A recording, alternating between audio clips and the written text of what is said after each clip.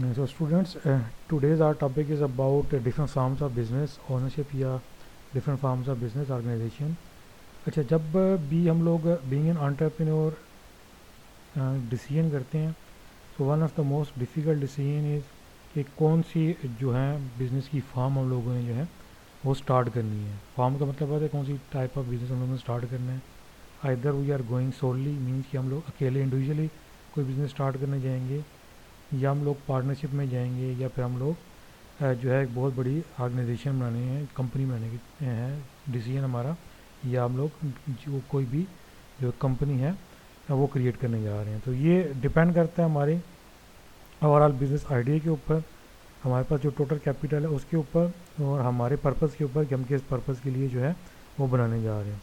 वैसे तो जो ओवरऑल इसमें कंसिड्रेशंस होती हैं जब भी हम कोई डिफरेंट फॉर्म ऑफ ओनरशिप के लिए जा रहे होते हैं, उसमें सबसे पहले तो हम लोग देख रहे होते हैं कि जो टैक्स कंसिड्रेशंस होती हैं उनको हम लोग देख रहे होते हैं कि आइदर हम लोग इंडिविजुअल टैक्स देना चाह रहे हैं या बिज़नेस को अपने से सेपरेट करना चाह रहे हैं. ठीक है, तो ओनरशिप अगर साथ है तो फिर सारी बात है कि टैक्स हम लोगों को पे करना है बीइंग एन ओनर.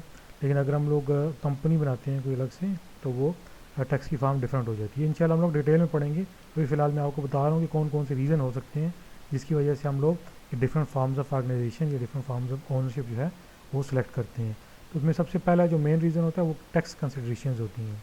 फिर उसके बाद सेकंड वन होता है हमारे पास लाइबिलिटी, कि how much we are going to expose to liability. Liability का मतलब होता है कि इन केस अगर कल को खुदा न खास्ता में नुकसान हो जाता है, ठीक है, या कहीं ना कहीं कोई चीज़ वर्कआउट नहीं करती हमारा जो बिज़नेस है, और हम लोग जो है वो बिज़नेस को बंद करने जा रहे हैं, तो जिन जिन लोगों का हमने कर्ज़ा लिया हुआ है, उधार लिया हुआ है, या जहाँ जहाँ से लाइबिलिटी है हमारी, तो वो कौन पे करेगा. ठीक है, तो ये सीन होता है हमारे पास ओवरऑल ये लाइबिलिटी वाले का. या अगर किसी ने कल को कोई लॉ सूट कर दिया है, किसी भी वजह से हमारी प्रोडक्ट ख़राब हो गई है, या उसकी वजह से उसको कोई हेल्थ हैज़र्ड हो गया, या कोई भी इस तरह का सीन हो सकता है, तो वो किसको जो है वो लिटिगेशन प्रोसेस के अंदर कौन जाएगा, आइदर इंडिविजुअल जाएगा या वो ऑर्गेनाइजेशन जाएगी. ठीक है, थोड़ी देर तक हम लोग एक्सप्लेन करते हैं कि दरमियान डिफरेंस क्या होता है इंडिविजुअल और ऑर्गेनाइजेशन के दरमियान. तो सेकंड चीज़ जो होती है वो लाइबिलिटी एक्सपोजर होता है कि ओवरऑल जो लाइबिलिटी है वो किसने पे करनी होगी, तो वो सेकंड कंसिडरेशन होता है. इसके अलावा फिर हमारे पास तीसरा जो कंसिडरेशन होता है वो होता है हमारे पास कि जैसे कि मैंने पहले भी बात की कि कैपिटल जो है आपके पास, ये जो इनिशियल कैपिटल है, या उसको पेड अप कैपिटल कहते हैं हम लोग, स्टार्टअप कैपिटल भी कहते हैं उसको, तो वो जो है वो रिक्वायरमेंट कितनी है या वो अवेलेबिलिटी कितनी है हमारे पास. अगर हमारे पास कैपिटल काफ़ी ज़्यादा है तो हम लोग जो है वो एक बड़ी कंपनी बना सकते हैं जिसके अंदर डिफरेंट किस्म के पार्टनर्स होंगे. अगर कम कम है तो हम लोग कोशिश करते हैं कि हम लोग जो है स्मॉल कोई भी सेटअप स्टार्ट कर लें जो कि इंडिविजुअल बेसिस पे हो, या एक या दो बंदे मिलके इसमें काम कर रहे हो. तो वो डिपेंड करता है कि हमारे पास ओवरऑल कैपिटल रिक्वायरमेंट क्या है उसकी, और हमारे पास टोटल अवेलेबिलिटी कितनी है. तीसरा फैक्टर ये हो गया, पहला टैक्स कंसिडरेशन का, दूसरा लाइबिलिटी का, तीसरा हमारे पास हो गया पेड अप या स्टार्टअप कैपिटल की बात होगी. चौथी हमारे पास होगी कंट्रोल की बात. ठीक है, तो हम लोगों ने फर्स्ट लेक्चर में पढ़ा था एंटरप्रेन्योरशिप में ना, तो वहाँ पे हम लोगों ने सबसे मेन रीज़न वहाँ पे ये भी पढ़ा था बीइंग एन एंटरप्रेन्योर, कि हम लोग चाहते हैं कि हमारी जो लाइफ है उसके ऊपर हमारा कंट्रोल भी हो. ठीक है, तो जो हमारी लाइफ है उसके ऊपर जो कंट्रोल वाला सीन है ना, वो भी इस सेंस में आ जाता है, यहाँ पे आगे मिलता है कि how much we are going to control our organisation या ओनरशिप, या जो भी हम लोग स्टार्टअप करने जा रहे हैं उसके ऊपर हमें कंट्रोल कितना चाहिए. ठीक है, अगर आपको फुली कंट्रोल चाहिए फिर तो वन मैन शो हो जाएगा, मीन कि आप ही पूरी ऑर्गेनाइजेशन जो है उसको डील करोगे. लेकिन अगर आप चाहते हो कि आपका जो कंट्रोल है वो शेयर्ड हो, मीन कि और पार्टनर्स भी हों आपके साथ, तो वहाँ पे फिर हम लोग डिफरेंट जो है वो टर्म्स पे जाते हैं, डिफरेंट किस्म की पार्टनरशिप एग्रीमेंट्स पे या उस पर जाते हैं. तो कंट्रोल हो गया हमारे पास चौथा कंसिडरेशन हमारे पास. तो जो पांचवा फैक्टर हो गया डैट इज़ मैनेजरियल एबिलिटी. जो मैनेजरियल एबिलिटी है उसके अंदर ये है कि जो एक एंटरप्रेन्योर है उसने ये भी देखना होता है कि how much business sense he has. ठीक है, कि अगर उसके पास सिर्फ पैसा नहीं है, साथ पैशन भी है और साथ नॉलेज भी है. ये तीन चीज़ें हैं ना, एक तो है सिर्फ पैसा होना, वो एनफ नहीं होता बीइंग एन एंटरप्रेन्योर. आपको उसके साथ पैशन भी होना चाहिए, मीन्स कि आपकी या इंटरेस्ट हो या हॉबी हो या आपका उसकी तरफ एप्टीट्यूड हो, वो चीज़ भी है, प्लस आपके पास नॉलेज कितनी है उसकी, तो वो चीज़ भी होनी चाहिए आप लोगों के पास. तो ये सारी चीज़ें जो है ये मिलके बन रही हैं। बेटा अभी जी मैंने अभी तक अभी तक हम लोगों ने बताया कि टैक्स कंसिडरेशन की बात की, हमने लाइबिलिटीज़ की बात की, हमने कैपिटल रिक्वायरमेंट की बात की, हमने कंट्रोल की बात की, एंड फिफ्थ वन हमने बात की मैनेजरियल एबिलिटी की, कि जो मैनेजर है उसकी कितनी एबिलिटीज़ हैं टू स्टार्ट अ बिज़नेस। ठीक है, अगर उसको बिज़नेस का सेंस भी है, नॉलेज भी है, पैशन भी है और साथ पैसा भी है, तो उसका मतलब है कि ही और she can run his business. अगर नहीं है तो फिर क्या है कि उसने इन्वेस्टमेंट करनी है और उसके पास फिर एक टीम होनी चाहिए जिसके थ्रू वो जो है बिज़नेस अपना स्टार्ट कर सके। तो जो टीम वाला सिनेरियो है वो भी फिर हम लोग उसके हिसाब से बिज़नेस की फॉर्मेशन करते हैं। इसके अलावा फिर हमारे पास और भी डिफरेंट होता है, जैसे कि अगर फैमिली बिज़नेस है तो फिर उसके लिए फिर सारी बात है हमारे पास एक पूरा फैमिली सेटअप होना चाहिए और उसके अकॉर्डिंगली हम लोग अपना जो बिज़नेस की टाइप है वो फैमिली वाले साइड पे रखते हैं। और फिर बिज़नेस के गोल्स भी हैं हमारे पास कि अगर आपने मैस लेवल पे स्टार्ट करना है, मैसिव लेवल पे, बड़े बिग लेवल पे, तो वहाँ पे सारी बात है आपकी जो सिंगल इंडिविजुअल वाली फार्म है वो आपकी वहाँ पे काम नहीं करेगी। तो कहने का मतलब था ये 5 6 7 रीज़न्स थे मेन जिसकी वजह से हम लोग किसी भी जो फार्म है या बिज़नेस ऑनरशिप है उसको सेलेक्ट करते हैं। अच्छा, अब जो बिज़नेस है उसमें बेसिकली हमारे पास जो टाइप्स आती हैं वो 3 मेन टाइप्स आती हैं हमारे पास। First of all we have sole proprietorship, ठीक है, जिसको हम सोल ऑनरशिप भी कहते हैं या वन मैन बिज़नेस भी कहते हैं, जहाँ पे एक ही बंदा, एक ही इंडिविजुअल होगा जिसने अपना बिज़नेस स्टार्ट करना होगा। ठीक है, उसके बाद उससे थोड़ा सा ऊपर वाले लेवल पे जाते हैं तो वी हैव पार्टनरशिप, जहाँ पे वी हैव 2 to 8 और 10 डिफरेंट पार्टनर्स होते हैं यहाँ पे जनरली। ठीक है, 2 से लेके 8 या 10 तक डिफरेंट पार्टनर्स होते हैं। In case of banking business या फाइनेंशियल बिजनेस, वहाँ पे हम लोग देखते हैं कि हमारे पास अप टू 20 पार्टनर्स हो सकते हैं, लेकिन वो भी वेरी करता है अकॉर्डिंग टू डिफरेंट कंट्रीज़। ठीक है, लेकिन चले हम लोग थोड़ा सा ये कि ब्रॉड टर्म में कह सकते हैं कि 2 से लेके मतलब फ्राम 2 to 20 हमारे पास डिफरेंट पार्टनर्स हो सकते हैं। ठीक है, लेकिन जनरली 2 से 8 या 10 तक ही पार्टनर्स होते हैं पार्टनरशिप के अंदर।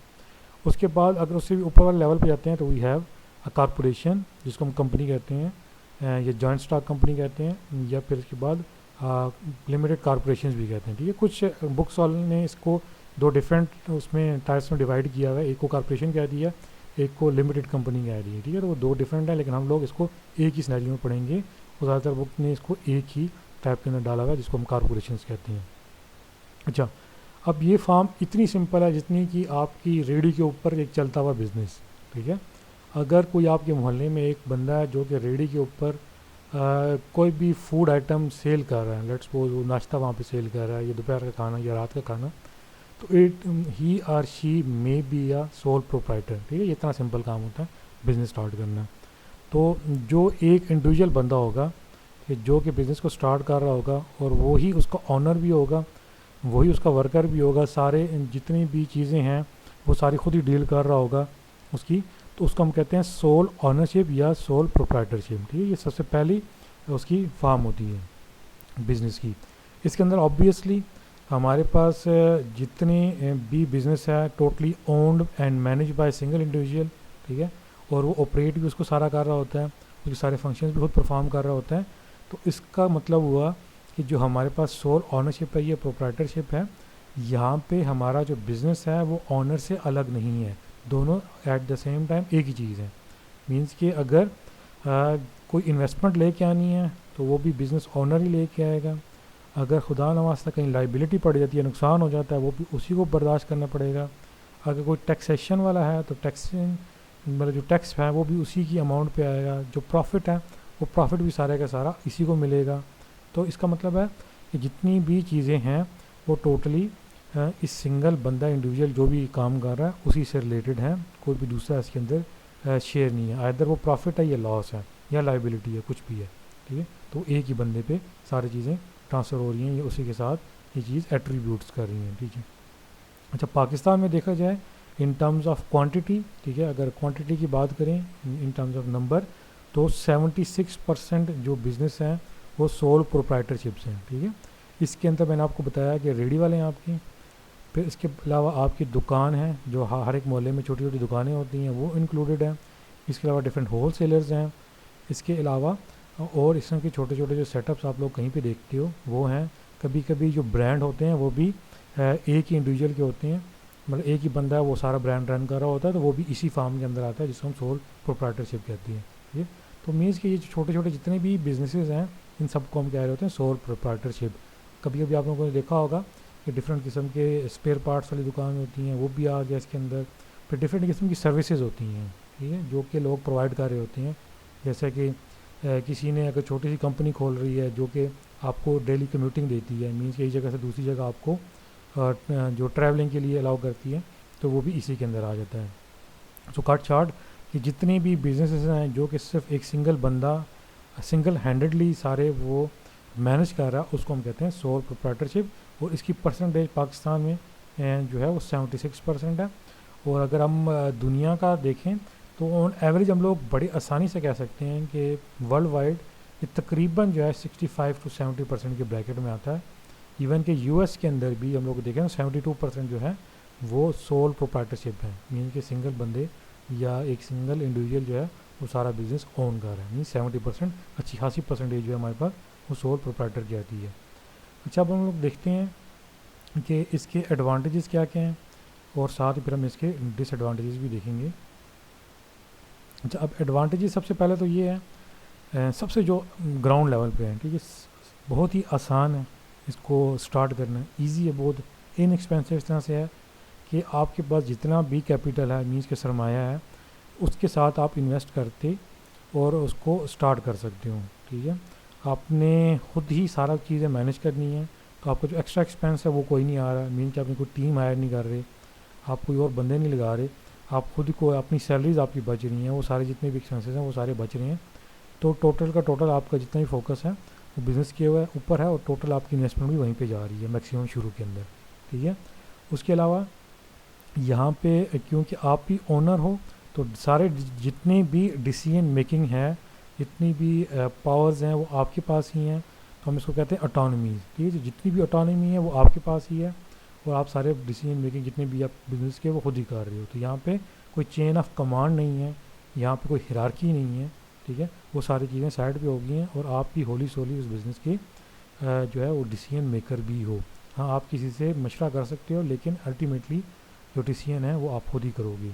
इसके अलावा तीसरी बात जो हम लोग ऑलरेडी डिस्कस भी कर चुके हैं कि अगर आपको प्रॉफिट होता है तो जितना भी प्रॉफिट है वो सारा का सारा आपके पास ही आएगा और आप ही उसको मैनेज करोगे, और इन केस ऑफ लॉस भी वो भी आपके पास ही है। ठीक है, इसके अलावा इस तरह के जो बिजनेसेस हैं उसके ऊपर गवर्नमेंट की रेगुलेशंस बहुत कम होती हैं, तो ये तकरीबन ना होने के बराबर होती हैं कि अगर आपने मोहल्ले के अंदर कोई छोटा सा सेटअप अपना स्टार्ट करना है, ठीक है, अनटिल अनलेस कि वो इलीगल ना हो, लीगल पैरामीटर के अंदर हो। वैसे हम बिज़नेस की डेफिनेशन भी यही करते हैं कि वो सारे फंक्शन जो कि लीगल हों कंट्री के रूल्स एंड रेगुलेशन के अकॉर्डिंगली। ठीक है, जब आप उसे अन करते हो तो उसको हम बिज़नेस कहते हैं। जो लीगल बिज़नेस आप करने जा रहे हो उसके लिए फिर आपको कोई ज़्यादा रेगुलेशंस की ज़रूरत नहीं पड़ती। ठीक है, मीन्स आप आसानी से वो स्टार्ट कर सकते हो। इसके अलावा एक और ये है कि जो टैक्सेस वगैरह हैं वो भी आपको वो वहीं से जो है वो पे हो रहे होते हैं, उसी की प्रॉफिट में से वो सारी चीज़ें आपको पे हो रही हैं। बाकी का प्रॉफिट में से पे हो रहा है, लेकिन यहाँ पे टैक्सेस भी इतने ज़्यादा नहीं होते एज़ कम्पेयर टू पार्टनरशिप या कॉरपोरेशन या जॉइंट स्टॉक कंपनी। वहाँ पे टैक्सेस की अमाउंट भी ज़्यादा है और परसेंटेज भी ज़्यादा है। तो ये कुछ जो हैं वो हमारे पास एडवांटेजेस हैं ऑफ सोल प्रोप्राइटरशिप या सोल ओनरशिप। इसके अलावा वी हैव डिफरेंट डिसएडवांटेजेस। ठीक है, अच्छा, डिसएडवांटेज हमारे पास सबसे पहला तो ये आ जाता है कि क्योंकि वन मैन शो है, ठीक है, तो खुदा न खास्ता अगर बंदे को कल कुछ हो जाता है, डिसीज़ हो जाता है, तो बिज़नेस ख़त्म वहीं पे। ठीक है, अनटिल अनलेस के कोई और आके उसकी लेगेसी को संभालता नहीं है, तो ये क्योंकि एक ही सिंगल ओनर का है तो उसके साथ ये बिज़नेस रैप अप हो जाता है अगर कोई और संभालने वाला ना हो या कोई और जो है वो उसको टेक ओवर ना करे, मीन्स कि उसके मरने के बाद। तो ये सबसे बड़ा डिसएडवांटेज है इसका। सेकंड ये है कि जितनी भी लाइबिलिटीज़ हैं या लॉसेस हैं या इवन कि अगर एक्सटेंशन की बात भी आती है तो सारी चीज़ें जितने भी हैं वो एक ही बंदे को मैनेज करनी पड़ती हैं।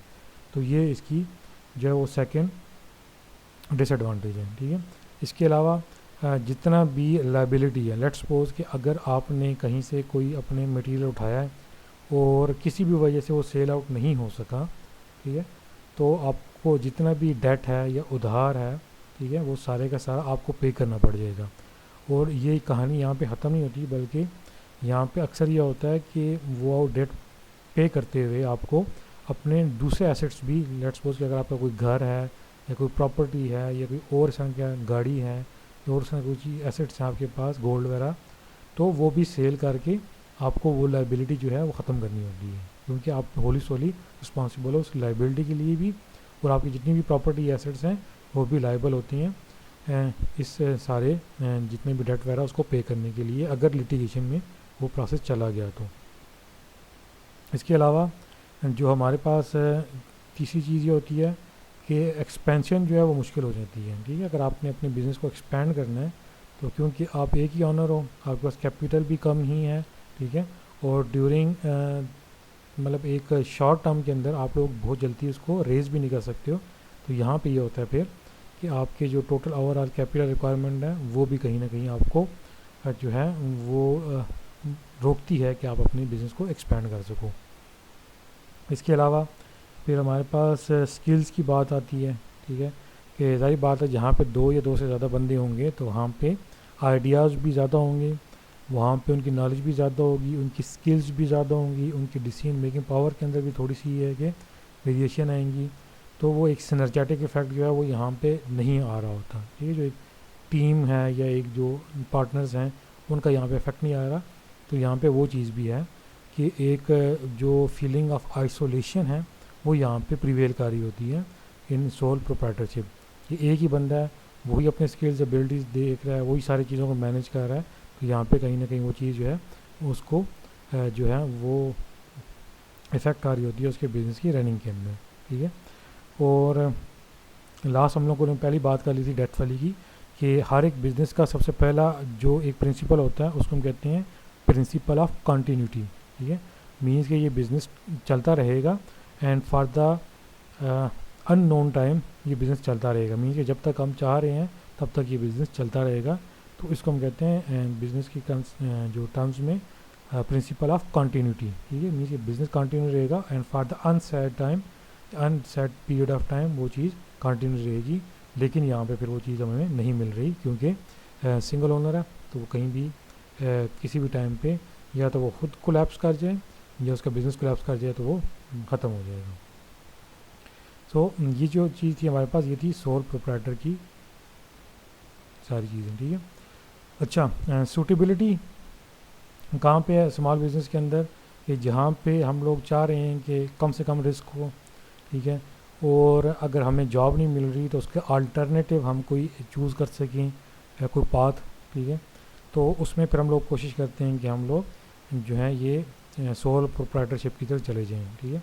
इसके अलावा अगर किसी के पास कोई एक स्किल है, ठीक है, जैसे किसी के पास कोई आर्ट की स्किल है या किसी के पास कोई ऐसी स्किल है जो कि वो सिंगल हैंडेडली भी उसको मैनेज कर सकता है, और वो कोशिश कर सकता है कि या पार्ट टाइम के अंदर या फुल टाइम के अंदर उस स्किल से वो एक्स्ट्रा मनी अर्न कर सके, तो वो भी सूटेबल है सोल प्रोप्राइटरशिप के लिए या जो एक सोल ओनरशिप है उसके लिए। लेट्स सपोज अगर हैंडी क्राफ्ट का है या डिफरेंट किस्म की ज्वेलरी या टेलरिंग का या हेयर कटिंग का, ये तरह की आप लोगों ने देखा होगा, वो सारी चीज़ें हैं, तो वो उसके लिए ये ज़्यादा सूटेबल होता है। तो ये सारी चीज़ें जो कि हमारे पास थी सोल प्रोप्राइटरशिप के लिए। सेकंड वन जो हमारे पास आ रही है एंड डैट इज़ पार्टनरशिप, ठीक है। पार्टनरशिप को हम डिफ़ाइन करते हैं कि it is an association between two और more people who co-own a business for the purpose of making a profit, ठीक है। मीन्स के दो या दो से ज़्यादा इंडिविजुअल्स, ठीक है, और जो आपस में बिज़नेस कर रहे होते हैं एंड किसी प्रॉफिट मेकिंग पर्पज़ के लिए, और फिर वो शेयर कर रहे होते हैं डिफरेंट किस्म के एसेट्स, लाइबिलिटीज़ और प्रॉफिट को आपस में, तो उसको हम कहते हैं पार्टनरशिप। अच्छा, अब हम आगे देखते हैं कि डिफरेंट जो टाइप्स ऑफ पार्टनरशिप हैं वो कौन कौन सी हैं। उसमें से हम लोग देखते हैं एक जो पार्टनरशिप है डैट इज़ जनरल पार्टनरशिप, ठीक है, जिसके अंदर ये हुआ कि हमारे पास दो या दो से ज़्यादा पार्टनर्स आए, ठीक है, और उनकी जो हैं लाइबिलिटीज़ हैं वो अनलिमिटेड होती हैं, जो रिस्पॉन्सिबिलिटीज़ होती हैं वो भी जो है वो फुल रिस्पॉन्सिबिलिटी उन्हीं पार्टनर्स के ऊपर होती है, ठीक है। लाइबिलिटी अनलिमिटेड का मैं आपको थोड़ा सा एक्सप्लेन करता चलूँ कि इसके अंदर ये होता है कि आपके जितना भी बिज़नेस है ना, उसकी टोटल की टोटल आपके पास जो है, इन केस के अगर लॉस हो जाता है या आपको प्रॉफिट नहीं होता, या जैसे हमने लास्ट टाइम बात की कि हमें उस तरीके से लोग आ जाते हैं और हमसे वो चीज़ वापस रिक्वायर करना शुरू कर जाते हैं, तो उसमें ये होता है कि वो सारी की सारी लाइबिलिटी जो है वो उन पार्टनर्स के ऊपर होती है, और उन पार्टनर्स ने उनको जो है जिस जो भी लॉस हुआ है, जो भी लाइबिलिटी जिसकी भी है, उसको जो है वो क्लियर करनी होती है। तो यहाँ पे वो जनरल पार्टनरशिप में आ जाती है कि वो सारे के सारे जितने भी हैं लाइबिलिटीज़ वो भी उन्हीं के पास है, और जितनी भी रिस्पॉन्सिबिलिटीज़ हैं वो भी उन पार्टनर्स के ऊपर होती है। तो ये इसके अंदर कोई ज़्यादा रूल्स रेगुलेशन नहीं होते, बस अपने अपने वो पोर्शन लेके आ जाते हैं उसका कॉरपोरेशन के अंदर, सॉरी पार्टनरशिप के अंदर। लेट्स सपोज एक ने 30% दिया है, दूसरे ने 40% दिया है, लास्ट ने भी 30% कैपिटल दिया है, तो वो 30, 40 एंड 30% की ओनरशिप उस ऑर्गेनाइजेशन के अंदर ले आते हैं, ठीक है। उसके बाद फिर जितने भी जो जब वो रन कर रहे होते हैं, तो उसी के हिसाब से उनकी जो प्रॉफिट मेकिंग है उसके अंदर भी एक को 30% प्रॉफिट मिलेगा, दूसरे को 40% मिलेगा, तीसरे को 30% मिलेगा, और इसी तरीके से जितनी भी लाइबिलिटीज़ हैं वो भी इसी तरीके से उनके पास आ जाएंगी। तो इसको हम कहते हैं जनरल पार्टनरशिप। इसके अलावा फिर एक और होती है जिसको हम कहते हैं लिमिटेड पार्टनरशिप, ठीक है। इसके अंदर क्या होता है कि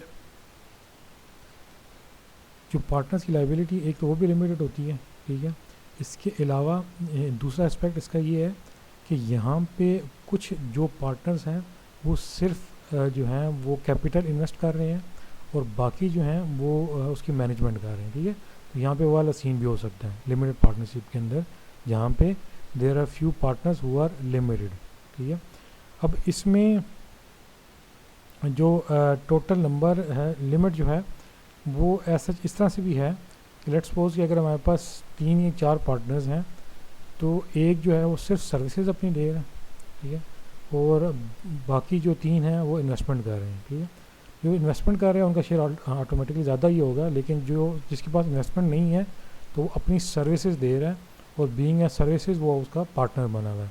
जबकि बाकियों के लिए हम लोग जो एक टर्म यूज़ करते हैं उसको हम कहते हैं साइलेंट पार्टनर्स, ठीक है, जो कि इतने एक्टिव नहीं होते, लेकिन उनका सिर्फ पार्ट ये होता है कि उन्होंने इन्वेस्टमेंट की होती है उसके अंदर, तो वो बीइंग एन इन्वेस्टर उनके साथ काम कर रहे होते हैं। या फिर उनको डॉर्मेंट पार्टनर्स भी कहते हैं, ठीक है, जहाँ पे वो या तो उसके अंदर एक्टिवली पार्टिसिपेट ही नहीं कर रहे होते, और दूसरा ये है कि वो कोई इतने नॉन पार्टनर्स भी नहीं होते, ठीक है। उनका काम सिर्फ ये होता है कि जस्ट वो उस बोर्ड के ऊपर आ जाएं पार्टनर्स के। लेट्स सपोज कि अगर आपके पास एक कंपनी है और आप किसी भी फेमस सेलिब्रिटी को अपने बोर्ड में रख लेते हो कि जी ये भी हमारे पार्टनरशिप में हमारे पार्टनर है, ठीक है, तो ना तो वो इन्वेस्टमेंट है उनकी वहाँ पे, और ना ही जो है वो एक्टिवली पार्टिसिपेट कर रहे हैं। लेकिन क्योंकि अब वो जो उनकी गुडविल है उन फेमस सेलिब्रिटी की, या जो भी फेमस पर्सन है उसकी वजह से आपकी बिज़नेस की गुडविल बन रही है, तो वो भी एक पार्टनर आपके साथ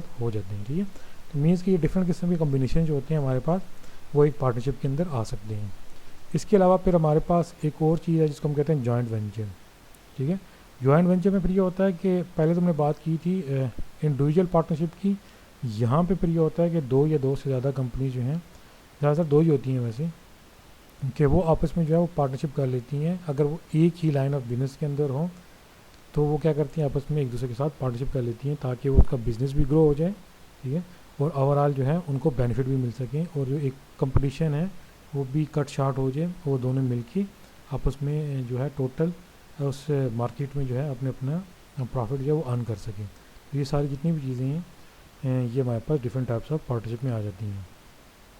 एक दफ़ा फिर मैं आपको बताता चलूँ इन सबका। अच्छा, एक लास्ट वन है स्ट्रेटेजिक अलायंसेज। यहाँ पे भी वही होता है, लेकिन यहाँ पे फिर वो अलायंस बना देते हैं। जॉइंट वेंचर में तो ये कि वो दोनों एक दूसरे के साथ कंपनी जो हैं वो इस तरह से है कि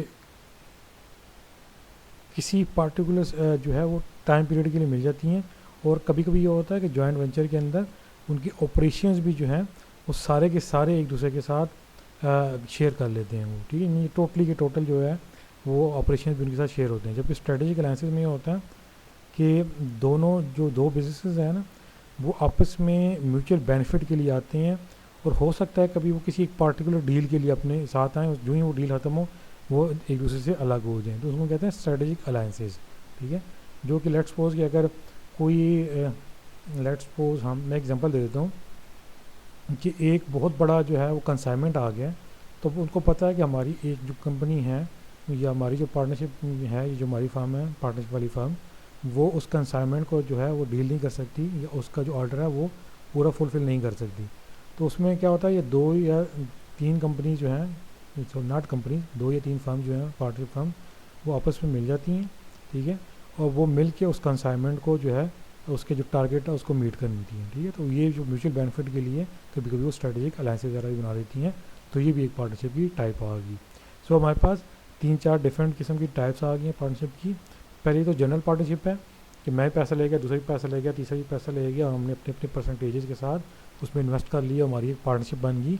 और according to pro rata basis, जिसको मैंने कहा कि लेट्स वो जितने परसेंट मेरी कैपिटल इन्वेस्टमेंट है उसके हिसाब से मुझे प्रॉफिट भी होगा और लॉस भी होगा, इसको हम कहते हैं जनरल पार्टनरशिप। इसके बाद सेकेंड वन हमारे पास आ जाती है लिमिटेड पार्टनरशिप, जहाँ पे हमारे पास जो पार्टनर्स हैं उनकी लाइबिलिटी भी लिमिट हो जाती है अप टू देयर इन्वेस्टमेंट। ठीक है, यानी कि जितनी वो इन्वेस्टमेंट लेके आते हैं सिर्फ उस हद तक ही लिमिटेड हो जाती है। दूसरा, पार्टनर्स भी कभी कभी यहाँ पे लिमिटेड हो जाते हैं, मीन कि कुछ पार्टनर साइलेंट हो जाते हैं, कुछ डॉर्मेंट हो जाते हैं, और कुछ जो हैं वो सिर्फ अपनी सर्विसेज दे रहे होते हैं या मैनेजमेंट दे रहे होते हैं। तीसरे हमारे पास जॉइंट वेंचर है, जहाँ पे 2 या 2 से ज़्यादा कंपनीज या बिजनेस जो हैं वो आपस में किसी भी स्पेसिफिक प्रोजेक्ट के लिए जो है वो आपस में एक दूसरे के साथ जो है वो पार्टनरशिप कर लेते हैं, और जो ही वो प्रोजेक्ट अगर ख़त्म होता है तो वो पार्टनरशिप भी ख़त्म हो जाती है। इसके अलावा स्ट्रेटेजिक अलायंसेज हैं, जहाँ मैंने बात की कि कभी कभी किसी जो है बहुत बड़े कंसाइनमेंट के लिए या किसी भी स्ट्रेटेजिक इशू के लिए वो आपस में मिल जाते हैं, वो पूल बना लेते हैं, उसके बाद वो उससे बेनिफिट ले रहे होते हैं। तो ये थी हमारे पास डिफरेंट टाइप्स ऑफ पार्टनरशिप। अच्छा, अब हम लोग चलते हैं इनकी एडवांटेजेस एंड डिसएडवांटेजेस की तरफ पार्टनरशिप की। जो सबसे पहले जो हमारे पास इसका एडवांटेज है वो वही है कि जहाँ पे सोल प्रोप्राइटरशिप में हमारे पास एक सेंस ऑफ लोनलीनेस था ना, यहाँ पे वो चीज़ नहीं है। यहाँ पे हमारे पास क्या हो गया, डिसीजन मेकिंग शेयर्ड हो गई है, रिस्पॉन्सिबिलिटीज़ जो मैनेजमेंट की थी वो भी शेयर्ड हो गई हैं, हमारे पास पूरी एक टीम बन गई है। ठीक है, हमारे पास जो कैपिटल है उसको रेस करना आसान हो गया, बिज़नेस को एक्सटेंशन करना आसान हो गया, हमारे पास जो डिवीजन ऑफ लेबर का कंसेप्ट यहाँ पे आ गया कि मीन्स कि हम लोगों ने टास्क जो हैं वो डिवाइड कर दिए हैं पार्टनर्स आपस के अंदर। इसके अलावा कुछ रेगुलेशंस भी आ गए हैं गवर्नमेंट की। ठीक है, और जो बिज़नेस का लॉस वगैरह वो भी यहाँ पे ये है कि शेयर्ड हो गया पार्टनर्स के अंदर। और अगर इन केस कोई भी पार्टनर एक आध बीच में उसकी डेथ हो जाती है तो उससे वो पार्टनरशिप रुकेगी नहीं, बल्कि वो पार्टनरशिप चलती रहेगी अगर बाकी के पार्टनर्स इस हक में हों कि उन्होंने बिज़नेस को चलाना है। ठीक है, तो अगर बाकी के पार्टनर्स एग्री करते हैं कि उन्होंने बिज़नेस को मज़ीद रन करना है तो उसको रन कर सकते हैं, वो बिज़नेस बंद नहीं होगा किसी भी एक पार्टनर के जाने से। ठीक है, तो ये भी इसका एक एडवांटेज है। इसके अलावा हम डिसएडवांटेजेस की बात करें तो यहाँ पे वही डिसएडवांटेज हो जाता है जो कि हम लोग अक्सर टीम कॉन्फ्लिक्ट्स में भी देखते हैं कि यहाँ पे डिसएग्रीमेंट्स हो सकते हैं in terms of decision making में डिले हो सकती है, किसी भी एक पार्टनर की किसी भी गलत डिसीजन मेकिंग की वजह से सारा इम्पैक्ट पड़ सकता है पूरे बिज़नेस के ऊपर। ठीक है, इसके अलावा कभी कभी ये होता है कि जो रिस्पॉन्सिबिलिटी शेयर करना है वहाँ पे इश्यूज़ क्रिएट हो जाते हैं, जहाँ पे प्रॉफिट डिवाइड करना हो वहाँ पे इश्यूज़ आ जाते हैं। ठीक है, इसके अलावा फिर किसी एक एंटरप्रेन्योर की किसी भी गलत इलीगल एक्टिविटी की वजह से बाकी जो उसके पार्टनर्स हैं वो भी कहीं ना कहीं जो हैं वो लीगली लायबल हो जाते हैं। ठीक है, इसके अलावा जो जनरल पार्टनरशिप की बात कर रहे हैं वहाँ पे भी ऑनर की जो लाइबिलिटी है वो अनलिमिटेड है, लेकिन अगर हम इसको लिमिटेड पार्टनरशिप कर देते हैं तो वहाँ पे ये थोड़ा सा हम लोग इसको कवर अप कर सकते हैं। लास्ट वाला जो डिसएडवांटेज है अनलिमिटेड लाइबिलिटी वाला, अगर हम लिमिटेड पार्टनरशिप में आ जाते हैं तो वहाँ पे जो अनलिमिटेड है ये चीज़ हमारे पास ख़त्म हो जाती है।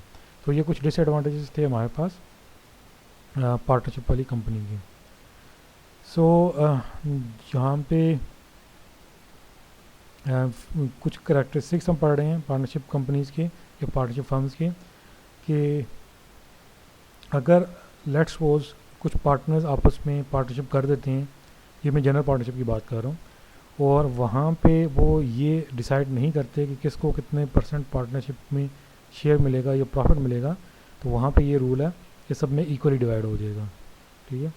इसके अलावा जो ट्रांसफ़र ऑफ इंटरेस्ट की बात होती है कि कोई भी पार्टनर जो है वो अपना शेयर जो है उस फर्म के अंदर वो किसी भी दूसरे बंदे को सेल आउट नहीं कर सकता अंडर अनलेस के म्यूचुअल कंसेंट ना हो, ठीक है। तो ये भी एक हमारे पास पार्टनरशिप फंड का है, ठीक है। इसके अलावा जो रजिस्ट्रेशन है गवर्नमेंट के साथ वो भी वॉलंटरीली है, यहाँ पे लाजमी नहीं है कि आप लोग उसको जो है वो क्या कहते हैं गवर्नमेंट के साथ अपनी जो है अपने आप को रजिस्टर करो in terms of simple partnership. लेकिन जहाँ पे आपकी बिज़नेस की नेचर इस तरह की है कि आप एक फर्म बनाने जा रहे हो और आप चाह रहे हो कि कल को आप डिफरेंट किस्म की बिडिंग के अंदर पार्टिसिपेट कर सको, डिफरेंट किस्म के टेंडर नोटिस जो है उनको आप विन कर सको, या इस तरह के और गवर्नमेंट के साथ आप अगर आप डील करना चाह रहे हो कुछ एजेंसीज़ के साथ या इंटरनेशनल की जो प्रोजेक्ट्स हैं उनको ऑन करना चाह रहे हो, तो उसके लिए फिर आपके लिए लाजमी होता है कि आपने अपनी फर्म को जो है वो रजिस्टर करवाना होता है। तो ये सारे डिफरेंट किस्म के जो है फीचर्स हैं वो हमारे पास हैं पार्टनरशिप फर्म की। इसके अलावा हम सूटेबिलिटी देखते हैं कि पार्टनरशिप फर्म्स जो हैं वो कहाँ कहाँ पे ज़्यादा सूटेबल हैं।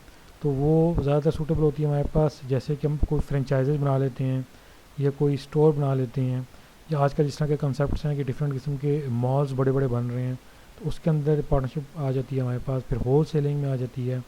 फिर कभी कभी होता है कि हमारे पास डिफरेंट छोटे छोटे मैन्युफैक्चरिंग यूनिट्स जो लगे होते हैं, ठीक है।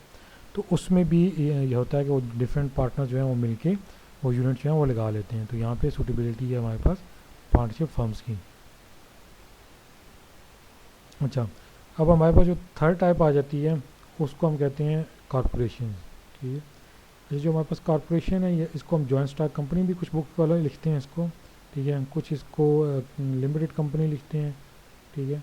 और कुछ जो हैं इसको सिर्फ कॉरपोरेशन के नाम से ही जानते हैं, ठीक है। सो इसमें क्या होता है कि हमारे पास जो एक पूरे शुरू में तो कुछ लोग होते हैं जो कि इस बिज़नेस को स्टार्ट कर रहे होते हैं, ठीक है। वो उसके फाउंडर होते हैं। इसके अलावा फिर एक पूरा बोर्ड उसके में होता है अक्सर, ठीक है।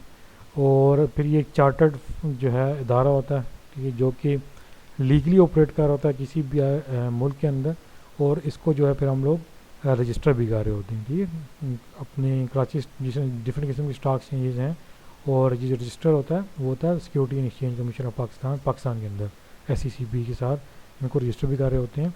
और ये हमारे पास एक पूरी फुल फ्लैज जो है वो कॉरपोरेशन बनी होती है, इसको हम कंपनीज भी कहते हैं या कंपनी कह रहे होते हैं, ठीक है।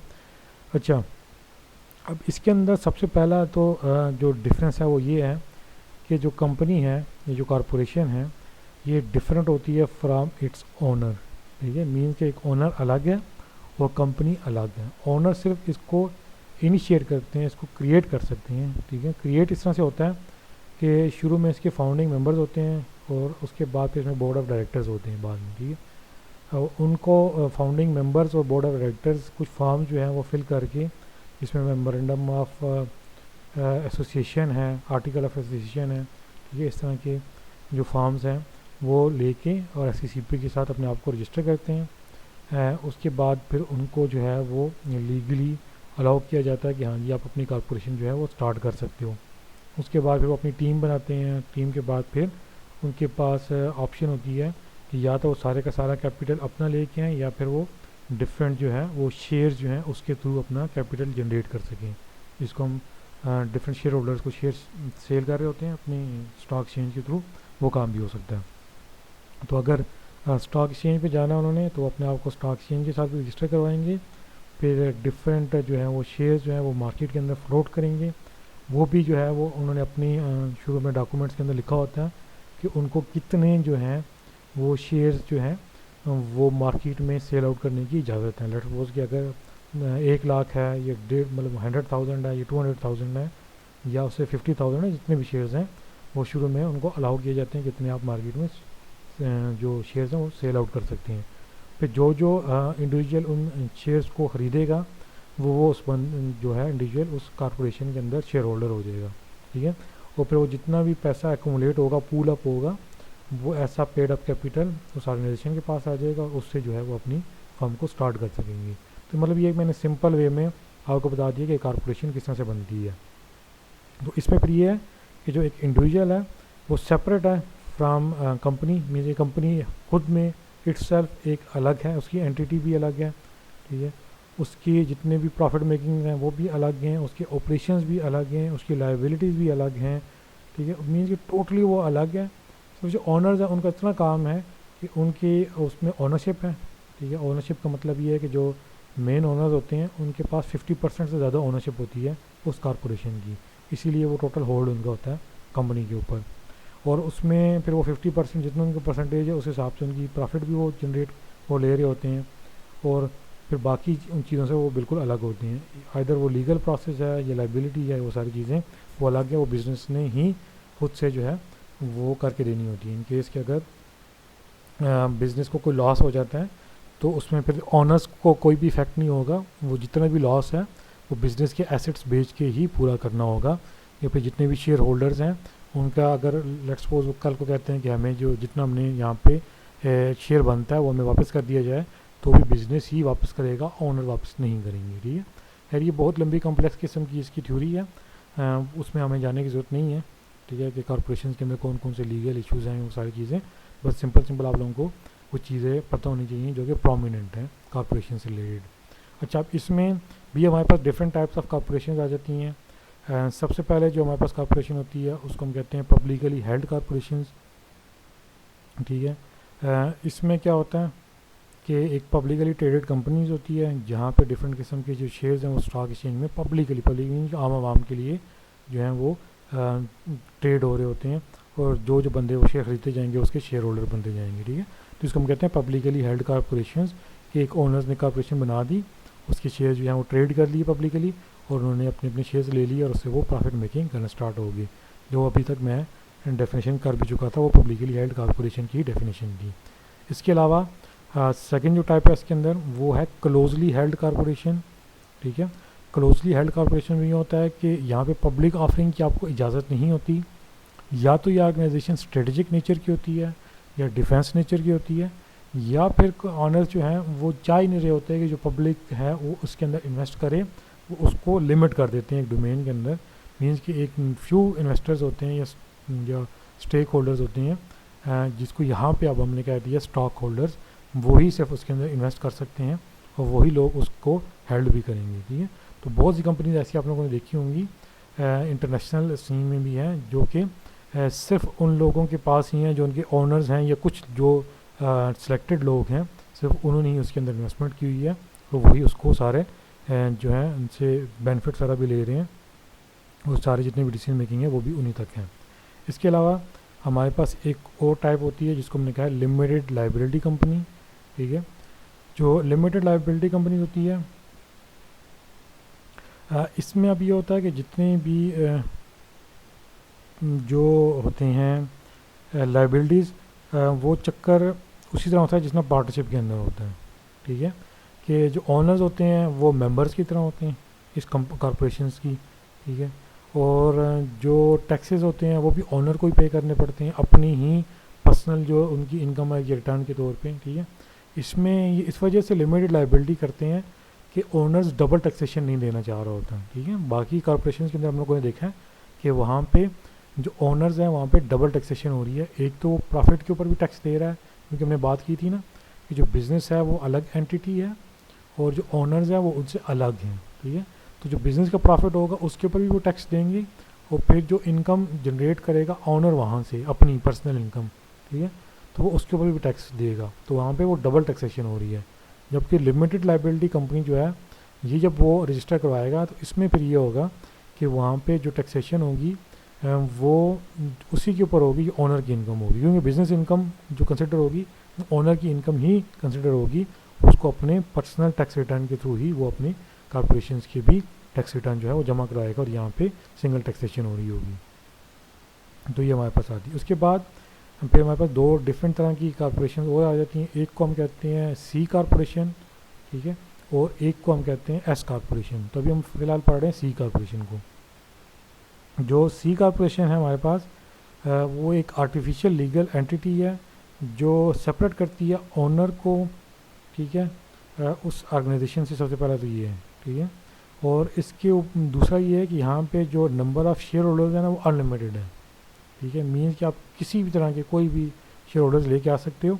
और सबसे बड़ा जो एडवांटेज है इस सी कॉरपोरेशन का कि आपके जो शेयर होल्डर्स हैं, ये जो स्टेक होल्डर्स हैं या जो स्टॉक होल्डर्स हैं, वो आपके दोनों हो सकते हैं। मीन्स के जो आपके लोकल रेजिडेंट्स हैं वो भी हो सकते हैं, और जो आपके फॉरेन सिटीजन्स हैं वो भी इसके अंदर आके पार्टिसिपेट कर सकते हैं। क्योंकि बीच में ये इशू हुआ था, अभी की बात नहीं है, काफ़ी पुरानी बात है, कि कुछ कंट्रीज़ ने जब कॉरपोरेशन बनाई थी तो लीगली अलाउ नहीं कर रहे होते थे कि जो फॉरेन है वो भी आके इसके अंदर इन्वेस्ट कर सके।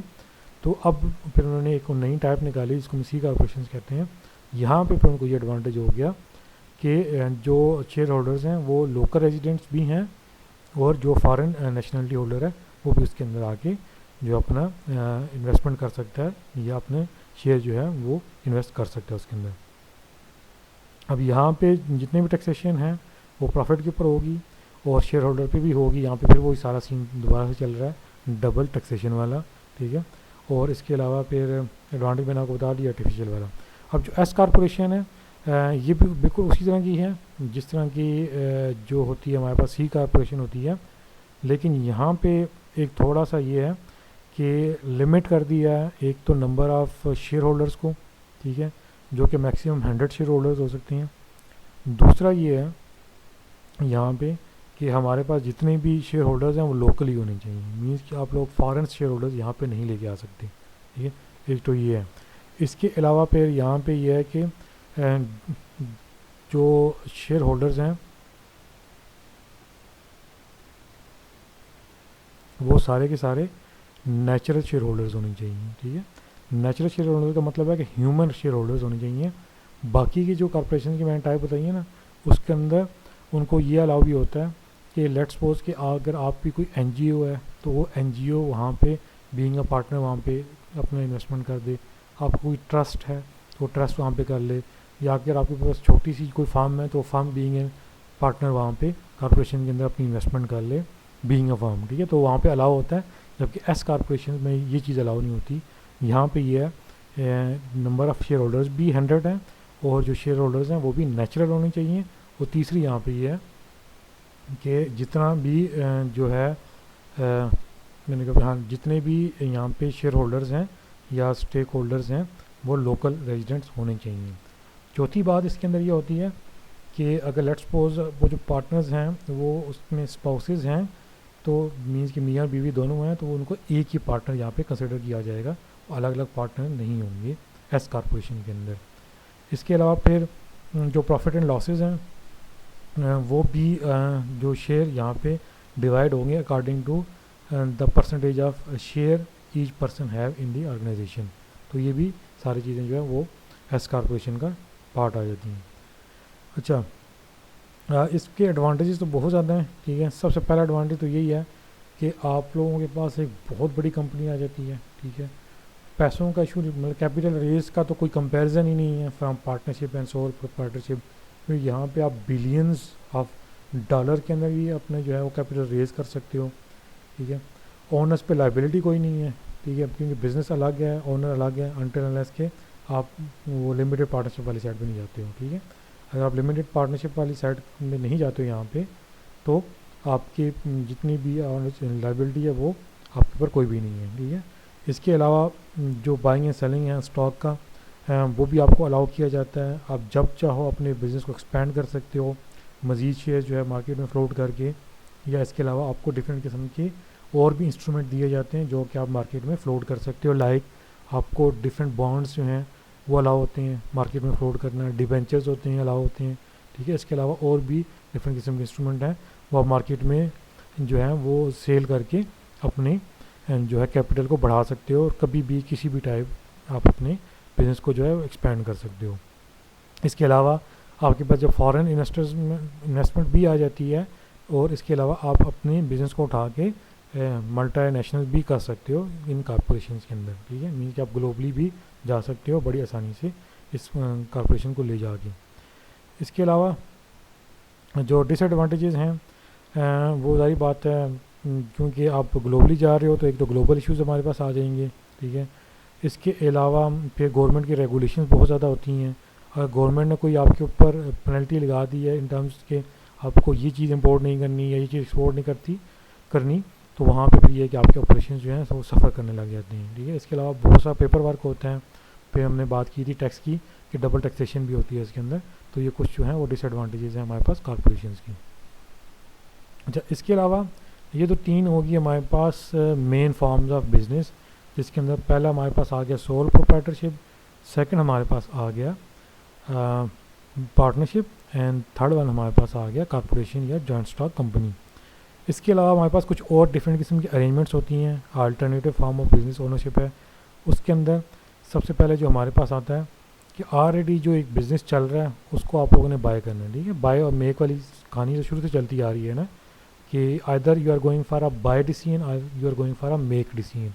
ठीक है, तो बाय का मतलब है कि जो ऑलरेडी बिज़नेस रनिंग में है उसको आप लोगों ने परचेज़ कर लो। मेक का मतलब है कि ऑल टुगेदर एक नया बिज़नेस स्टार्ट कर लो, जो हम लोग अभी पहले कर चुके हैं 3 टाइप्स के अंदर। तो पहला आ गया buying in existing business, second one आ गया enter into a family business, कि अगर आपका फैमिली बिजनेस रन कर ही रहा है, ठीक है, तो आप उसी के अंदर इंटर हो जाओ बीइंग एन एंटरप्रेन्योर। और तीसरा ये है कि आप किसी न किसी डिफरेंट फ्रेंचाइजेज जो हैं वो उसको परचेज़ कर लो या उसका एक सेटअप होना बना लो। अब हम बात करते हैं एग्जिस्टिंग बिजनेस के जो हैं एडवांटेजेस, कि वो कौन कौन से एडवांटेजेस हो सकते हैं। उसमें सबसे पहला तो ये है कि सबसे मेन जो चीज़ है ना, कि आपको एक बड़ा फेयरली आइडिया हो जाता है कि मार्केट में स्टैंडिंग क्या है इस बिज़नेस की। ठीक है, सबसे टॉप ऑफ लिस्ट तो ये आपके पास है।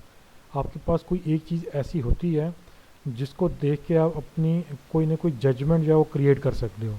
ठीक है, आपके डिसीजन मेकिंग के लिए कोई ना कोई आपके पास लेट्स सपोज एक एट्रीब्यूट्स होते हैं, कोई फिज़िकल चीज़ वहाँ पे पड़ी हुई है एक बिज़नेस की शक्ल में। ठीक है, इसके अलावा आपका जो बिज़नेस है वो मार्केट में कोई ना कोई अपनी वर्थ रखता होगा, तो उसका भी आपको आइडिया हो जाएगा। कस्टमर्स हैं उनके, सप्लायर्स हैं उसके, वो आपको इशू नहीं होगा।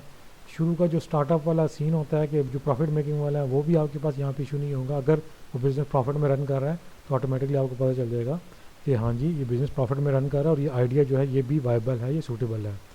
इसके अलावा फिर आपको डिफरेंट किस्म की जो ट्रेनिंग्स हैं वो वहाँ पे मिल जाएंगी, जो ऑनर होगा वो आपको दे देगा, वो डिफरेंट किस्म की आपको ट्रिक्स बता देगा उस बिज़नेस के। इसके अलावा जो फाइनेंशियल रिकॉर्ड्स हैं वो आपको अवेलेबल होंगे वहाँ पे ऑलरेडी, कि हमारे पास जो है ये कॉस्ट है, ये एक्सपेंस है, ये प्रॉफिट है, ये जो है उसकी प्राइसिंग है, ये सारी चीज़ें वो आपको जो है वो गिवन हो जाएंगी। इसके अलावा फिर अगर आपने कोशिश करनी है कि उस बिज़नेस को मज़ीद आगे ले जा सकें, तो उसके में भी आपके पास बड़ा ही एक कैलकुलेटेड सी अमाउंट होगी कि हाँ जी इतना तो ऑलरेडी हमें बिज़नेस के लिए चाहिए होगा, अगर हमने इसको ग्रो करना है तो हमें इतना और साथ लेके आना पड़ेगा कैपिटल, ताकि हम उसको मज़ीद आगे लेके जा सकें। तो मीन्स कि जो आपको एक पूरा ग्राउंड बना हुआ मिल रहा है, इवन कि आपको जो शुरू की जो इन्वेस्टमेंट है उसके बारे में पता है, और आपको ये भी पता है कि आपने इससे आगे कहाँ के मूव करना है। ठीक है, तो किस पॉइंट पे आप लोग खड़े हो, किस तरफ मूव करना है, वो सारी आपको यहाँ पे सिचुएशन जो है वो क्लियर होती जा रही है। डिसएडवांटेजेस जो हैं वो सबसे बड़ा तो यही है कि यार जो बंदा सेल कर रहा है वो किस वजह से सेल कर रहा है, कोई ना कोई इशू तो होगा। अगर कोई इशू नहीं है फिर तो अच्छी बात है, अगर कोई इशू है तो फिर आपने उस इशू पे गौर करना है। ठीक है, इसके अलावा फिर जो प्रॉब्लम्स ऑलरेडी फेस कर रहा है वो बिज़नेस इन टर्म्स ऑफ कि अगर कोई कि वो प्रॉफिट मेकिंग के अंदर इशू है या उसको लॉस हो रहा है या कोई लिटिगेशन प्रोसेस के अंदर है, तो वो भी आपको साथ साथ मतलब बिज़नेस के साथ वो भी आपको मिलेगा। ठीक है, जो प्रॉब्लम्स हैं वो भी आपको मिलेंगी और बिज़नेस के साथ ही इनहेरेंटली। ठीक है, इसके अलावा कभी कभी सबसे मेन रीज़न ये होता है कि जाहिर बात है जो एक रनिंग बिज़नेस होगा वो जो भी आपको सेल करेगा तो वो 2 चीज़ें आपसे एक्सपेक्ट करेगा। एक तो जो बिज़नेस की वर्थ है वो आपको सेल आउट करके जाएगा, प्लस जो गुडविल है वो भी सेल आउट करके जाएगा। तो मीन्स कि वो जो बिज़नेस है वो अपनी वर्थ से ज़्यादा सेल होगा अगर वो बिज़नेस अच्छे से चल रहा है। ठीक है, तो उसके लिए फिर आपको जाहिर बात है ख़रीदने के लिए कैपिटल भी ज़्यादा ज़रूरत होगा, तो कैपिटल इटसेल्फ भी आपके लिए एक डिसएडवांटेज है कि इतना कैपिटल आप लेके कहाँ से आओगे कि एक रनिंग बिज़नेस जो है उसको परचेज़ कर सको। तो ये हमारे पास सीन था रनिंग बिज़नेस का एडवांटेजेस और डिसएडवांटेजेस। अब सेकंड जो हमारी थी alternative form of business ownership वो थी फैमिली बिज़नेस का। ठीक है, तो सबसे जो मेन एडवांटेज होता है फैमिली बिज़नेस का हमारे पास, एक तो ये चीज़ है कि उसके अंदर आपके लिए कोई स्ट्रेंज फीलिंग नहीं होती। ठीक है, आपने वहाँ पे जाके कोई सेट नहीं होना होता, ऑलरेडी आपके वो बिज़नेस के मतलब बिज़नेस फैमिली के अंदर रन कर रहा है और आप बचपन से वो चीज़ देखते आ रहे हो। तो ये होता है कि वो आप उसके साथ बिल्कुल बहुत ही स्मूथली जो है वो जेल अप हो जाते हो, ठीक है। सेकेंडली है क्योंकि वो आपकी एक फैमिली बिजनेस है, ठीक है, तो आपकी एक सेंस ऑफ बिलोंगिंगनेस भी है उसके साथ, और अगर आप उसको अच्छे से लेके चलते हो तो एक सेंस ऑफ एकम्पलिशमेंट जो है वो भी आपके साथ चल रही होती है, और फिर वो लेगेसी जो है वो बन रही होती है फैमिली की। तो वहाँ से भी वो आपको एडवांटेज है कि वो एक आपकी लेगेसी चल रही है, एक सेंस ऑफ प्राइड चल रहा है, एकम्पलिशमेंट चल रही है, बिलोंगिंगनेस चल रही है, एक लॉयल्टी है, वो सारी चीज़ें हैं। तो फिर आपकी कोशिश ये होती है कि आप अच्छे से उस बिज़नेस को जो है वो हैंडल करो, ज़्यादा से ज़्यादा मेहनत करो, ताकि आपका फैमिली बिजनेस है ज़्यादा से ज़्यादा जो है वो रन हो सके। थर्ड एडवांटेज ये होता है हमारे पास कि आप जितने भी हम हार्ड वर्क करते हो वहाँ पे, वो एक तो इस तरीके से आपको ज़्यादा सेटिस्फाइंग लगता है कि उसका जितना भी आपको एडवांटेज है वो आपको मिल रहा है। सेकेंडली, क्योंकि आप वो बिज़नेस फैमिली के अंदर ही रहना है, तो थ्रू जनरेशन्स भी वो उसका जो है वो इम्पैक्ट आपके बिज़नेस का जो है वो फ़ायदा आपकी फैमिली को ही मिलेगा। इस वजह से भी आपकी थोड़ी सी सेटिस्फेक्शन या आपकी थोड़ी सी लॉयल्टी या जो आपके अंदर एक जो सेंस होती है वो ज़्यादा उसके साथ जो है वो क्या कह सकते हैं, लॉयल्टी इसको कह सकते हैं, लॉयल्टी बन रही है कि जारी बात है कि थ्रू जनरेशन ये हमारे साथ ही बिजनेस रहना है, तो हम इसको अच्छे से क्यों ना रन कर सकें। इसके अलावा अब क्योंकि वो फैमिली बिजनेस है, तो आप अच्छा फील करते हो कि अपने भाइयों के साथ या अपनी सिस्टर के साथ या अपने कज़न्स के साथ या रिलेटिव्स के साथ जो है वो अपने बिज़नेस जो है वो शेयर कर रहे हो, तो काम भी है वो जो इंजॉइंग होता है आप लोगों के लिए। इसके अलावा फिर आपको हेल्प भी मिल जाती है, ठीक है, आपको हेल्प के साथ केयर भी मिलती है उस बिज़नेस के अंदर। लेट्स सपोज के हो सकता है कि अगर आप बाहर कहीं किसी जगह पे काम कर रहे होते, being an owner, being an entrepreneur, वहाँ पे शायद वो उतने अच्छे तरीके से आपको समझते ना, या आपके प्रॉब्लम्स को, इश्यूज़ को या आपके पर्सनल इश्यूज़ को ना समझ सकते जितना कि फैमिली बिजनेस के अंदर होता है। तो यहाँ पे है कि बिज़नेस के अंदर आपको हेल्प भी मिल जाती है, प्लस आपको एक केयरिंग एटीट्यूड भी मिलता है फ्रॉम योर बिजनेस पार्टनर्स, जो कि आपके अपने ही रिलेटिव्स हैं या आपके अपने ही फैमिली मेम्बर्स हैं। अच्छा, उसके बाद next one is about disadvantages. तो जो डिसएडवांटेजेस हैं वो यही है कि अब सबसे जो मेन डिसएडवांटेज होता है फैमिली बिजनेस का, वो ये होता है कि आपके पास जो स्किल सेट है ना, उस पर आप कंप्रोमाइज़ कर भी सकते हो और नहीं भी कर सकते। कर इस तरह से सकते हो कि लेट्स सपोज कि अब जो जितनी भी टॉप लेवल पोजीशंस है ना, वो आपके पास आपके फैमिली मेम्बर्स के पास ही होंगी जो फैमिली बिजनेस है। तो हो सकता है कि उनकी जो स्किल सेट है वो उतना अच्छा ना हो, ठीक है। तो यहाँ पे फिर वो इशू आ जाता है यहाँ पे हमारे पास कि बेशक जो भी नॉलेज है, जो भी स्किल सेट है, डिसीजन मेकिंग पावर उनके अंदर है या नहीं है, लीडरशिप है या नहीं है, वो मैनेज कर सकते हैं या नहीं कर सकते, लेकिन क्योंकि उनकी फैमिली बिजनेस है तो टॉप पोजीशन उन्हीं नहीं संभालनी है, बेशक वो उसके लिए क्वालिफाई भी ना करते हो, ठीक है। सबसे पहला डिसएडवांटेज ये हो जाता है। सेकंड डिसएडवांटेज ये होती है कि कभी कभी जो क्वालिफाइड किस्म के आपके पास एम्प्लॉयज़ होते हैं ना, जो कि बहुत ही मेन एसेट होते हैं आपका, वो इस वजह से भी आपकी ऑर्गेनाइजेशन छोड़ के चले जाते हैं। उनको पता है कि जो टॉप ऑफ द लेडर है ना, हमारे पास यहाँ पे आयरन सीलिंग हुई हुई है, ठीक है। आयरन सीलिंग का मतलब है कि इससे ऊपर हम लोग ग्रो नहीं कर सकते, क्योंकि उससे ऊपर सिर्फ फैमिली वालों का हक है, क्योंकि we are not the part of the family, तो हम शायद इससे ज़्यादा ऊपर ग्रो नहीं कर सकते। तो कहीं ना कहीं फिर वो उस स्टेज पर जाके वो उस कंपनी को छोड़ के चले जाते हैं, तो वो भी एक लॉस होता है फैमिली बिजनेस के लिए, कि जहाँ पे जो उनके जो एलीट मेंबर्स हैं, ये जो एक्सपीरियंस स्टाफ हैं, वो किसी ना किसी पॉइंट एंड टाइम पे जस्ट बिकॉज के वहाँ पे उनको ग्रो के चांसेस नहीं है, वो छोड़ के चले जाते हैं। इसके अलावा फिर हमारे पास एक और चीज़ होती है इसके अंदर, फैमिली की पॉलिटिक्स, ठीक है। वो भी हमारे पास डिसएडवांटेज होता है कि कभी कभी फैमिली के अंदर भी जो पॉलिटिक्स हैं, या कोई कोशिश कर रहा होता है कि मैं सीईओ बन जाऊँ, या दूसरा कोशिश कर रहा होता है कि मैं सीईओ बन जाऊँ, तो उसमें जो फैमिली के पॉलिटिक्स हैं वो भी कभी कभी जो है फैमिली पे जो है वो इफ़ेक्ट डाल रही है, सॉरी बिज़नेस पे जो है वो इफ़ेक्ट डाल रही होती है। इसके अलावा इसका जो है वो वाइस वर्सा इफ़ेक्ट पड़ा होता है फैमिली रिलेशनशिप के ऊपर भी, कि कभी कभी बिज़नेस डिसीजंस जो हैं या बिज़नेस के अंदर होने वाले डिफरेंट जो ऑपरेशंस हैं, उसका इफ़ेक्ट हमारी पर्सनल लाइफ के ऊपर भी पड़ा होता है, फैमिली लाइफ के ऊपर भी पड़ा होता है। इसके अलावा फिर ये होता है कि डिफरेंट किस्म की जो रूल्स एंड रेगुलेशंस हैं, वो भी फैमिली बिज़नेस के अंदर जो है वो स्ट्रिक्ट करने के लिए काफ़ी ज़्यादा इश्यूज़ होते हैं, क्योंकि अब अगर मैनेजर्स आपके अपने रिलेटिव हैं या आपके अपने बहन भाई हैं, तो उनके लिए फिर आपको पॉलिसीज़ जो हैं वो थोड़ी सी लीनियंट करनी पड़ती हैं। तो ये भी जो है वो बाकी जो एम्प्लॉयज़ है, ये जो बाकी स्टाफ है, उसके अंदर एक एनार्की क्रिएट कर देता है कि जी इनके लिए अलग से रूल्स हैं और हमारे लिए अलग से रूल्स हैं। तो वो भी हमारे पास एक इशू जो है वो क्रिएट हो जाते हैं। इसके अलावा फिर हमारे पास जो लास्ट चीज़ है वो फ्रेंचाइज बिज़नेस है। ठीक है, फ्रेंचाइज जैसे कि आपको पता है कि एक लीगल एग्रीमेंट होता है किसी भी इंडिविजुअल का किसी भी कॉरपोरेशन के साथ कि वो ऑलरेडी जो उनकी प्रोडक्ट्स वगैरह बनी हुई हैं तो वो उनको जो है वो दूसरी किसी भी मार्केट के अंदर तो उनको सेल कर सकें। ठीक है, तो ये एक एग्रीमेंट होता है between a franchisee and a franchiser. Franchisee वो बंदा होता है जो कि वो चीज़ जो है वो परचेज़ कर रहा है, उससे वो यूनिट जो है या आउटलेट परचेज़ कर रहा है, और फ्रेंचाइजर वो होता है जो उसको सेल कर रहा है। ठीक है, इसके अलावा फिर हमारे पास जस्ट जो एडवांटेजेस और डिसएडवांटेजेस हैं फ्रेंचाइज के, ये हमारे पास लास्ट टॉपिक है। एडवांटेज जो हैं वो ये हैं कि ऑलरेडी इस्टेब्लिश किस्म की प्रोडक्ट मिल जाती है उनको, डिफरेंट किस्म की मैनेजमेंट या टेक्निकल जो हैं वो असिस्टेंट उनको मिल जाती है, ट्रेनिंग्स वगैरह मिल जाती हैं, उनको पूरा सेटअप वो क्रिएट करके दे देते हैं, इक्विपमेंट दे देते हैं, सप्लाईज दे देते हैं। इसके अलावा फिर उनको बता देते हैं कि उन्होंने कस्टमर्स को कैसे रीच करना है। वो अपनी प्रोडक्ट जो है वो जो बनी बनाई उनको एक तो मिल जाती है, अगर बनी बनाई नहीं मिलती तो उनको वो स्टाफ दे दिया जाता है जो कि उनको वो प्रोडक्ट्स वगैरह जो है वो बना के देता है। इसके अलावा डिफरेंट किस्म की गारंटीज़ होती हैं, इंश्योरेंसेस होती हैं। ठीक है, इसके अलावा अगर खुदा न वास्ता कहीं लॉस हो जाए तो वहाँ पे भी कहीं ना कहीं उनको कंपनसेट किया जाता है थ्रू ओरिजिनल फ्रेंचाइजीज़। ठीक है, और इसके अलावा फिर यहाँ पे जो है कुछ ना कुछ कैपिटल असिस्टेंस भी उनको आ जाती है कि आपको शुरू में जो है वो कुछ हद तक उनको पेमेंट करनी होती है, और आपको क्रेडिट पे भी काफ़ी ज़्यादा प्रोडक्ट्स जो हैं वो फ्रेंचाइज़ की तरफ से मिल जाती हैं। तो ये कुछ एडवांटेजेस हैं फ्रेंचाइज़ के। डिसएडवांटेजेस इनके अंदर ये हो जाते हैं कि जो कभी कभी जो अच्छे जो ब्रांड्स हैं उनकी जो ओवरऑल कास्ट है ना फ्रेंचाइज़ की वो काफ़ी ज़्यादा हाई होती है।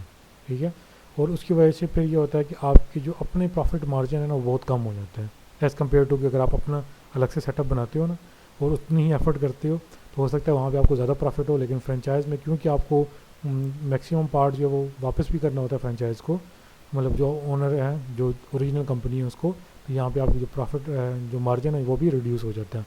इसके अलावा यहाँ पे फिर दूसरा डिसएडवांटेज ये है कि आपको डिसीजन मेकिंग भी आपके पास जो है वो लिमिटेड हो जाती है। ठीक है, क्योंकि आपको वो एक सेट रूल्स देते हैं, क्राइटेरिया देते हैं कि आपकी जितनी भी फ्रेंचाइजीज है ना वो इस क्राइटेरिया पे इस रूल के अकॉर्डिंगली ही चलेंगी, उसके अलावा आप नहीं चला सकते हो। इसके अलावा कभी कभी फ्रेंचाइजीज वाले आपको टारगेट ओरिएंटेड भी टास्क देते हैं कि एटलीस्ट आपने ये टारगेट फुलफ़िल किए तो हम आपकी फ्रेंचाइज जो है वो वहाँ पे अलाउ करेंगे कि आप उसको रन कर सको। ठीक है, अगर टारगेट मीट नहीं किए तो फिर उन पर डिफरेंट किस्म की पेनल्टीज वगैरह भी जो है वो लग सकती हैं। तो ये भी एक डिसएडवांटेज होता है। इसके अलावा लास्ट वन ये होता है कि कभी भी किसी टाइम पे भी वो आपसे फ्रेंचाइज का एग्रीमेंट ख़त्म कर सकते हैं और आपका जो टोटल बिज़नेस है जो आपने सेटअप किया हुआ था, इतनी मेहनत की हुई थी, वो सारा कहीं ना कहीं जो है वो रुक जाता है वहाँ पे सारा प्रोसेस। ठीक है, जो ही फ्रेंचाइज वालों ने आपसे एग्रीमेंट ख़त्म किया तो आप उसकी प्रोडक्ट या सर्विसेज मज़ीद वहाँ पे सेल आउट नहीं कर सकते। तो ये भी उनके डिसएडवांटेजेस हैं। तो इसके साथ ही जो हमारा आज का लेक्चर है ये कंप्लीट हुआ, और आप लोग इसे गो थ्रू कर लीजिएगा, और if you have any curies या क्वेश्चन तो आप लोग मुझसे पूछ सकती हैं।